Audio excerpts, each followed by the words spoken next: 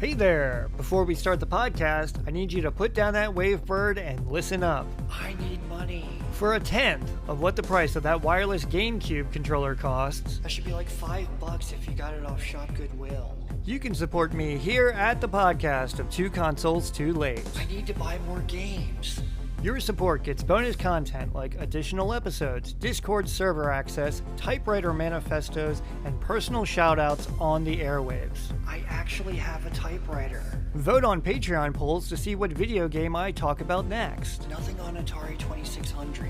So go to patreon.com/2consoles2late because what the world needs is more Stick it!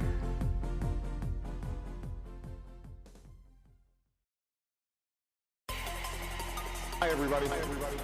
Maybe what they're seeing and how they're seeing it, and also video games. I'm hearing more and more people say the level of violence on video games is really shaping young people's thoughts. And constant crises have shaken the entire world and have threatened in each case to bring on the gigantic conflict which is today, unhappily, a fact. 9 programmable weapons buttons. Customizable feedback software. Don't just buy a new video game. Make one. He doesn't have a PlayStation 5. That's because he's two consoles too late. Hello and Merry Christmas. Welcome to the Two Consoles Too Late podcast. I'm your host, Jackson Keebler, and I am Two Consoles Too Late. In this episode, I am talking about the 10 things that I've learned from trying to fix retro video game consoles over the last 2 months or so. And this week, we got a Superman trailer drop that I just gotta talk about. Looks pretty good, but I have a few questions. And over on Auction Alert, we're going to take a look and see what needs fixing and what needs repaired. It's going to be a lot of fun. Let's get started.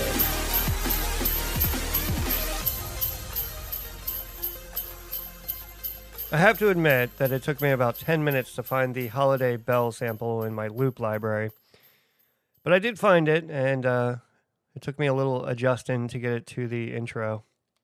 But I'm glad I did. Tis the season, as it were. So if you are listening to this while you are traveling to a Christmas get-together, party, what have you, thank you, and please be safe. But we're going to jump right into this, and before I do, I got to do a little stick it. Now it is the holidays, and we should all be merry, but I do have a stick it, and it's going to be brief. Netflix released this movie called Carry On with Jason Bateman and Taron Egerton. It's a thriller that takes place in an airport. There's going to be some sort of terrorist attack, and I saw a review that said Carry On could be the new Die Hard for Christmas. To which I have to say, Stick it! because you just can't replace it. You can't replace Die Hard. And trying to pigeonhole yourself as the new Die Hard makes absolutely no sense. I didn't even finish the movie. It just sort of dragged on at the end and wasn't that entertaining, although I do like Jason Bateman. So anyway, Carry On, not a great movie, but the new Die Hard, I don't think so. Stick it! The new Superman trailer dropped this week, coming from James Gunn. And I think there's been a lot of expectation about this film. And it looks good. But I think for me, before I start talking about it, the biggest takeaway was this.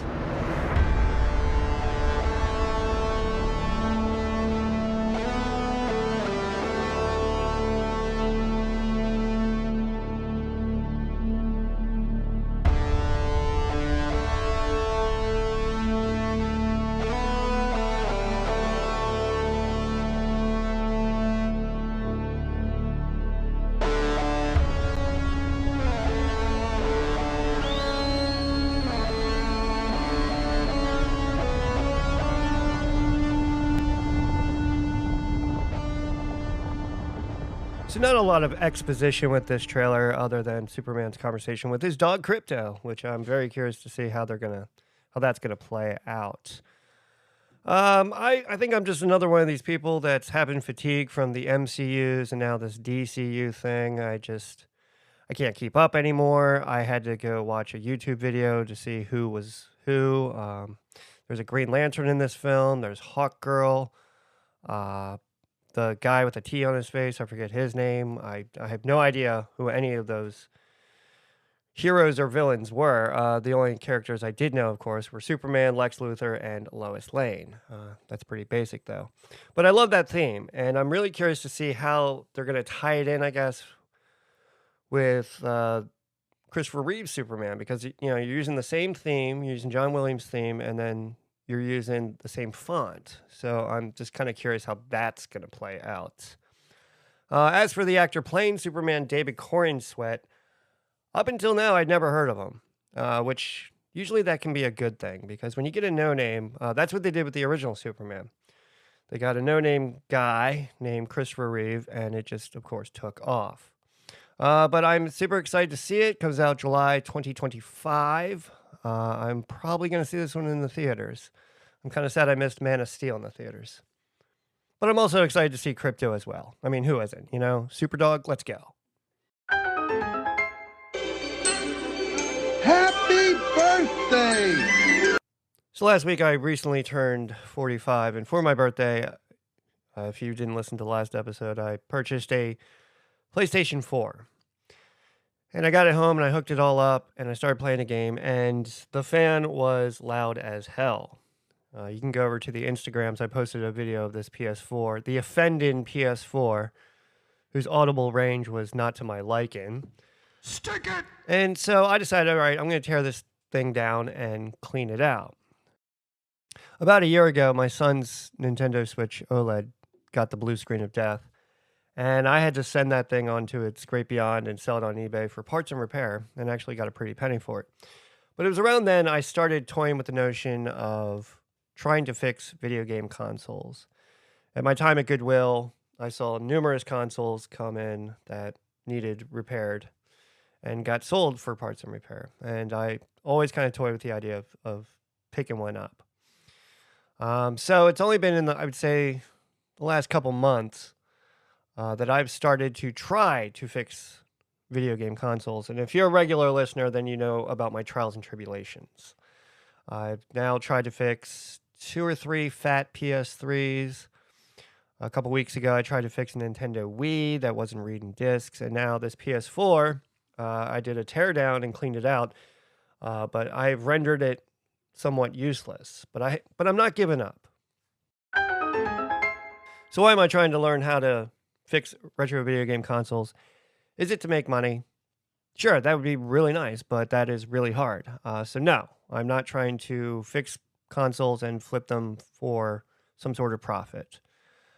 Most of the consoles I'm trying to fix I would keep for personal use. It's a really fun hobby for me.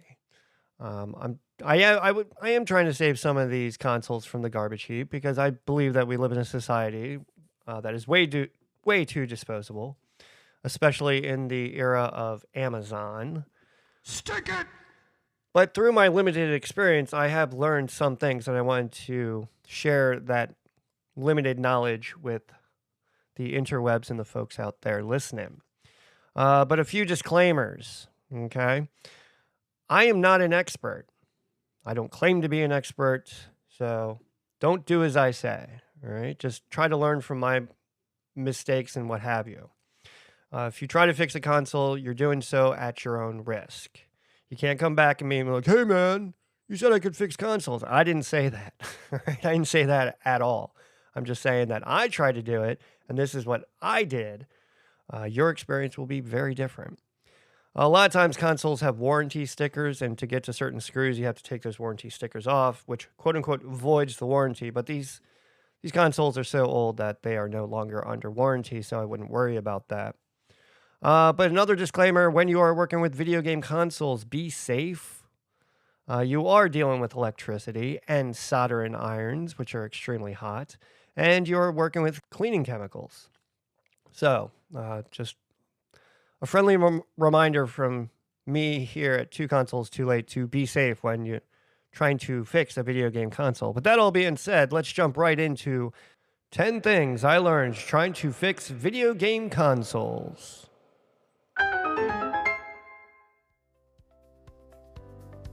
All right, we got a little of that inspirational corporate loop crap. I don't know. I'm kind of addicted to it recently. Okay, let's go right into this. Number 1, be prepared to fail.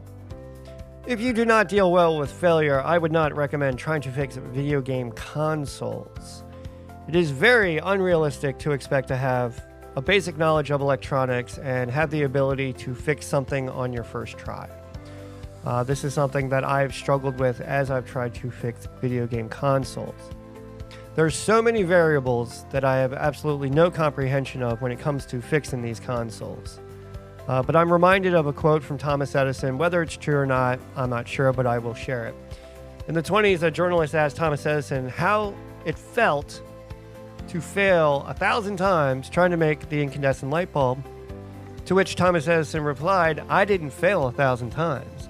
The light bulb was an invention that took 1,000 steps." So there you go. Mr. Edison dropping some knowledge on you. Just stay positive.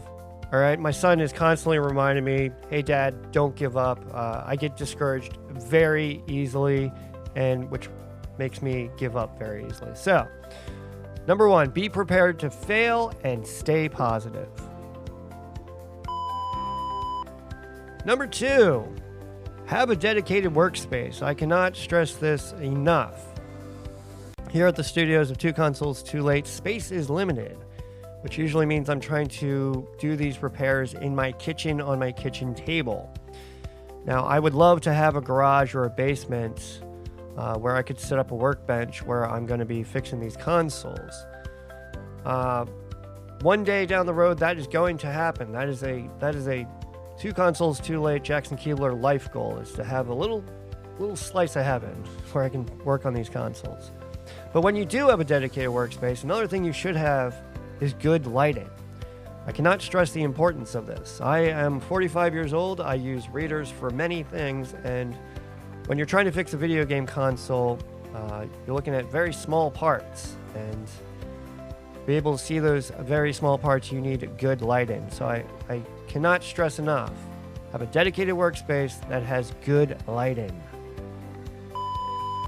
Number 3, tools. You have to have the right tools for the right job.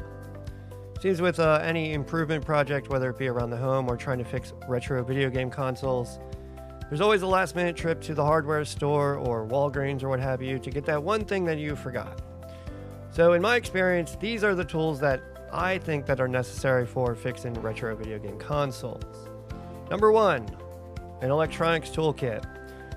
I got mine from Walmart at the last minute because I didn't have the right screw to get a screw out of a Nintendo Wii. Once again, you can check out the Instagrams and see that. I paid like 10 or 12 bucks for my toolkit, but it has been indispensable in my effort to try to fix these consoles because they use lots of special screws. I am not endorsed by iFixit in any way, but they make a really good kit. I've seen it sold at Micro Center. Might be able to pick one up at like a hardware store like Home Depot. But once again, it is just essential that you get one of these electronics toolkits. There's so many bits and so many pieces that you're going to need. Pro tip though, when you do get one of these kits, make sure it has this thing. And it's a magnet that magnetizes the head of your screwdriver so that you can easily pick up screws and put them where they need to be. So, get yourself an electronics toolkit. Compressed air.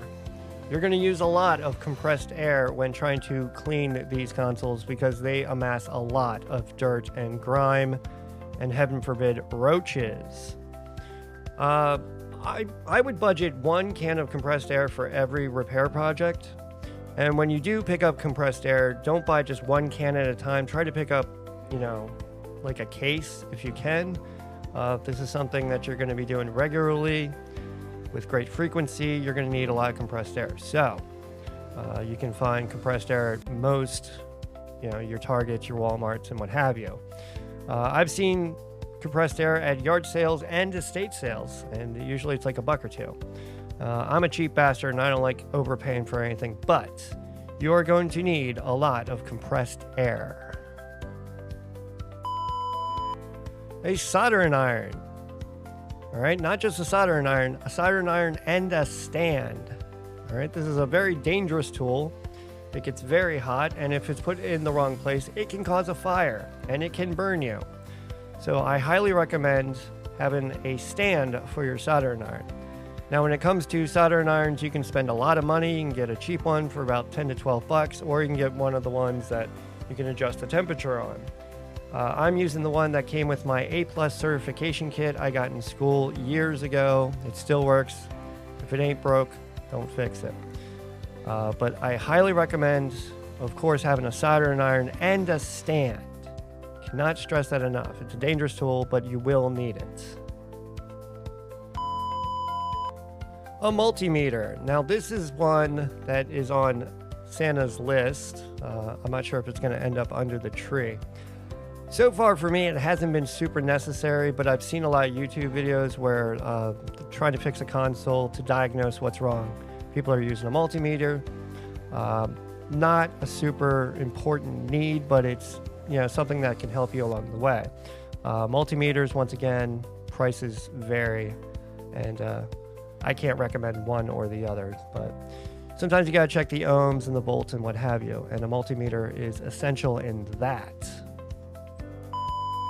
And lastly, isopropyl alcohol and Q-tips. You're going to be using a lot of this.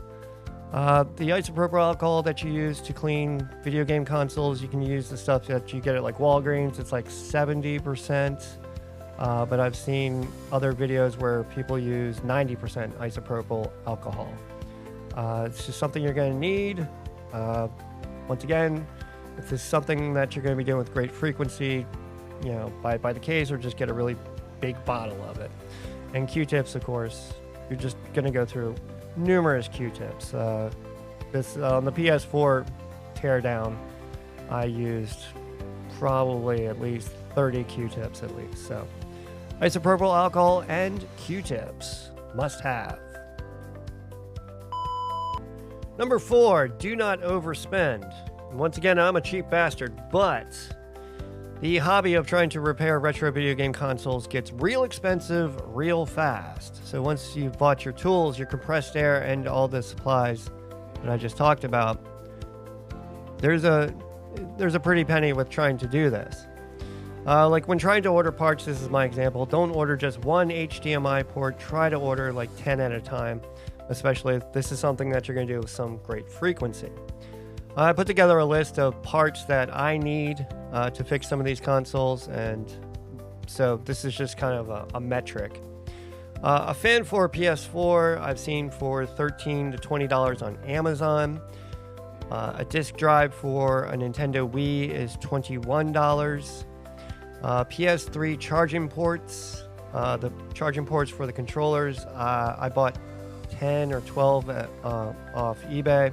Got them for $8. I bought a single battery off eBay for a PS3 controller. That was $8. But as an example, a power supply for a PlayStation 4 is $50. So that's when things start to get cost prohibitive. So just you need to budget accordingly, because trying to fix retro video game consoles after everything is not cheap. Be organized. Number 5. All right. Tearing down a console involves a lot of steps and lots of screws. Now, they make specialized mats that let you organize your screws as you're working. My personal recommendation is to use an ice cube tray. I tried to do that. But my current method is I just take plastic cups and I have Post-its. And as I complete each step, I put the screws in the cup and a Post-it of, where it came from, like the motherboard or the console cover, what have you. But that being said, also take notes.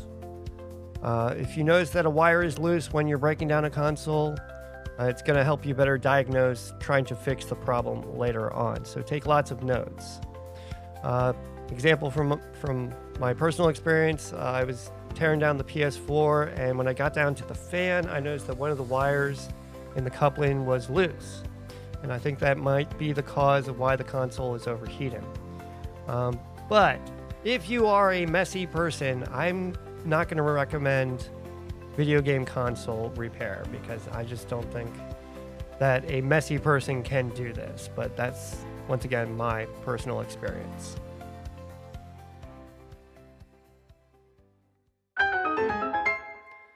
All right, halftime. So now you have a positive mental attitude. You do not fear failure in any way, and you are confident. You have an organized, dedicated workspace with the proper lighting. You have acquired the tools and supplies necessary to fix retro video game consoles. You've made a budget of how much you want to spend to do this, but now you need something to fix. So let's get into, where do we find retro video game consoles to fix? All right, so where do we find all these broken retro video game consoles? Well, I will tell you where I found mine. If you haven't listened to previous episodes of Two Consoles Too Late. My fat PS3s, I got those from Nextdoor. I picked them up fairly cheap. It was about $10 a console. I paid $20 for a backwards compatible fat PS3. I vastly prefer trying to find these things on Nextdoor. I recently acquired a Nintendo Wii from a young lady on Nextdoor, and she just gave it to me. She didn't even want to sell it. Once again, though, when you do, meet someone on Nextdoor, just be safe and meet in an open public area where there are other people. Now, you can go over to the shop Goodwills, which we are going to later, and look to see what kind of consoles they have for parts and repair. But once again, that becomes a little cost prohibitive, because it's like the amount of consoles you're getting and the amount of shipping and what have you. So we'll look at that at Auction Alert. Another place to find broken consoles is friends and family. A lot of people have old video game consoles, probably in their garage, in their basement, in their closet, what have you. You hear the story so often, oh, I have an old Nintendo, or I have an old PlayStation and it stopped working, and it's sitting on a shelf. So that's another place to look. Another place you could try is retro video game stores. Once again, this has been my experience. I think they tend to deal with that stuff in-house. But once again, it just never hurts to ask. And lastly, if you are feeling confident, you can try to tear down your own retro video game consoles. If that's what you want to do, have at it. Once again, if you break it, it's not my fault. I'm just saying that's something that you could do. And lastly, I have heard stories of people finding consoles at the dump and in the trash. If you want to go searching through the trash and that's your bag and you're a dumpster diver, hey, go to it, have fun. I will admit, I rescued a TV VCR combo from the trash and sold it on Facebook Marketplace. So that is some place to look for these retro video game consoles that need fixing. All right, number 7. And here we go. YouTube. All right, can't stress that enough. There are a lot of videos out on YouTube of people fixing retro video game consoles. But please be mindful that the people fixing those retro video game consoles, they're making their money not from fixing the console and selling it on eBay or what have you. They're making their money from the revenue from YouTube of people watching these videos. And I am guilty over the last couple of months of padding a few pockets watching these videos, because I can say I probably have a couple hundred views of these fixing videos. And also, you have to realize that the camera can lie. All right? A person could say, oh, I'm fixing this, let's say a PS3, blah, blah, blah, I tore it down, and here we go, I fixed it. And they could just switch out a working console with a broken one, and you probably wouldn't know the better. I'm not being paranoid, I'm just saying, that's the world that we live in. So when it comes to YouTube, just be very wary. And when it also comes to YouTube, do not try to create videos of the repair process. Now, this is my experience, because if you want to create a video of a repair job, that requires a whole other setup. We're talking cameras, tripods, microphones, software. You have all that going. And then after you get all this footage of you trying to fix this video game console, then you have to edit the entire video. So your video is going to be like, what, 20 minutes to an hour, depending on, what you do and how you edit it. That's just way too much work. I mean, trying to fix the console itself is, hours on end. And then having to, make a video is just something that's not for me. Once again, I don't have the face for the YouTubes, and I'm not set up to make these sort of videos. I have actually grabbed footage of me trying to repair the consoles, but the footage is so shitty, there's just no point. And I've seen so many videos of people trying to, repair consoles, and it's low quality.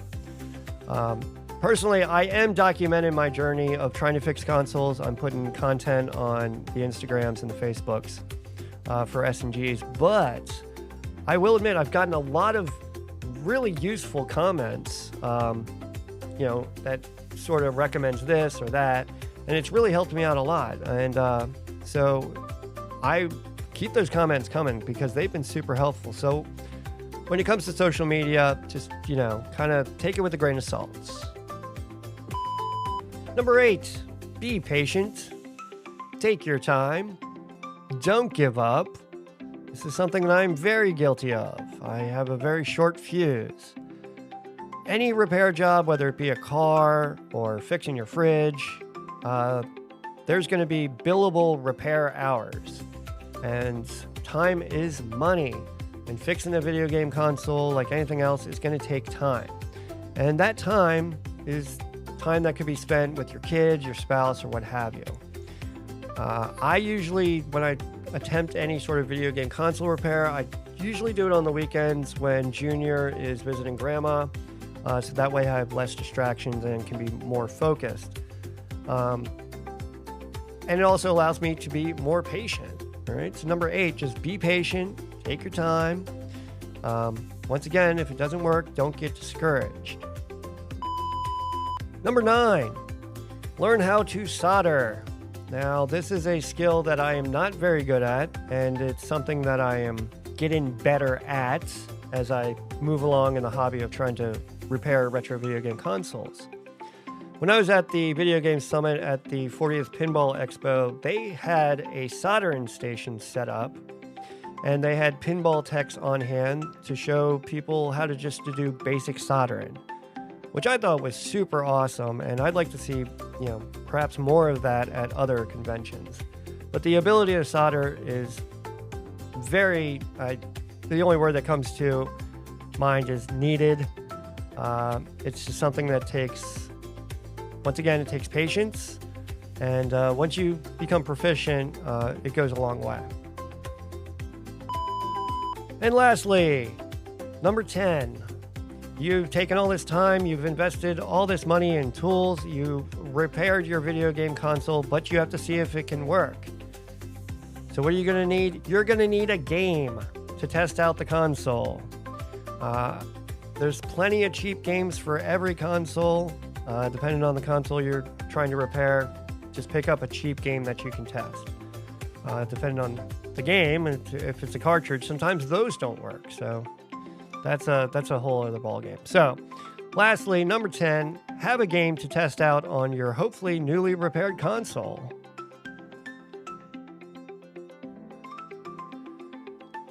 So there you go. There's my 10 tips for trying to repair retro video game consoles. I'm sure I missed something along the way. Your experience is different from mine. And I would love to hear your comments and your experiences of trying to fix retro video game consoles. Head on over to the social medias, the Instagrams, the Facebooks, and the X's, and drop me a comment of your experience trying to fix or not fix a retro video game console. And I'll get those comments on the air, definitely. But like I said, there is a place that you can find broken down, cheap-ass retro video game consoles, and that's on Auction Alert. Auction, auction, auction, auction, auction, auction. alert. All right, so for the purpose of auction alert, I just went over to the Shop Goodwills and I just did a generic search. In my generic search, in my experience, I am doing PlayStation parts. That is my search. And when I do that, I get multiple listings. You can switch out PlayStation for Nintendo, Xbox, what have you, but your search is yours. But this is mine. So I searched for PlayStation parts, and this is what I've got. I'm not going to go through every listing, but this is kind of a swath of what I'm seeing. The first listing is for 2 PlayStation 3s. They are slim consoles. They are for parts and repair. It's going for $32.74. There's 4 bids, 3 hours left on that auction. The next listing coming from the same Goodwill are 2 PS2 consoles for parts and repair or salvage. That's going for $33, and there's 5 bids left on that auction. And then the same Goodwill, the next listing is 2 PS1 consoles for parts and repair. That's going for $12, and there's only 2 bids left on that auction. So, depending on what generation console you're trying to fix, they can be had. And there's also some PS4s and PS5s here as well. Lately, I've been into looking at the controller parts and repair lots. They're kind of hit or miss. A lot of PlayStation controllers, parts and repair, $14.99, 0 bids. It looks like a lot of PS2 controllers there, probably frayed wires, analog sticks, who knows. Then there's 4 PlayStation gaming controllers for parts and repair. They're all looks like they're all PS4 controllers. No, one is a PS3. So when you click on this listing, you want to see why they're for parts and repair. All right. 4 PlayStation gaming controllers, blah, blah, blah, blah. Pre-owned, in good to fair physical condition with signs of use or wear, have not been tested for functionality. All right. So they don't know, this Goodwill, they don't know if the controllers work or not because they're untested. So they're saying, all right, these are for parts and repair, but these controllers could work. So when you're going through the listings, that's something to look at. Scrolling down, there's more controller lots. More console lots, 2 PS2s once again. These are the original PS2s, not Slims. 2 for $29. Some of them come with games, strangely enough. And once again, you have to do this on a case-by-case basis and kind of see what's going on. There is a PS5 console, no power, parts and repair, and that's up to $79. That's something you see quite frequently. And then one listing, for some reason, a PS3 is getting paired with a Wii console, and they both are for parts and repair. So, lots of stuff to be had here on the Shop Goodwills. Once again, it's a little cost prohibitive, depending on what you're trying to get and what you're willing to spend.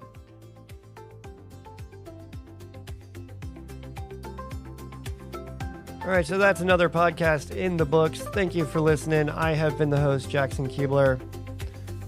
Once again, head on over to the interwebs, go to Google and type in 2 Consoles Too Late and you'll find all my social medias. Drop me a comment. Tell me about, how you tried to fix a video game console or where you got your video game console to fix from. I'll get those comments on the air. You can also find me over at the Patreons at patreon.com/2consoles2late. I just put up a new typewriter manifesto talking about video game consoles and how much power they use. It was a strange musing I had one night. So definitely check that out. You get that at the $5 level along with a lot of goodies, signed trading cards, bonus podcasts, and also the Miracle of Save States magnet, but only at the $5 level. I'm going to get out of here and go have dinner at IKEA. My son is totally, for some reason, obsessed with IKEA, and he loves the cafe. So I guess I'm going to get myself some Swedish meatballs and lingonberry juice. Sounds good. Apparently, it's also really cheap. It's been a while since I've eaten at IKEA. Not really a culinary destination, but hey, what are you going to do? Merry Christmas to one and all, and I hope you have a safe and happy holiday. But as always, have a good one. I love you. And goodbye.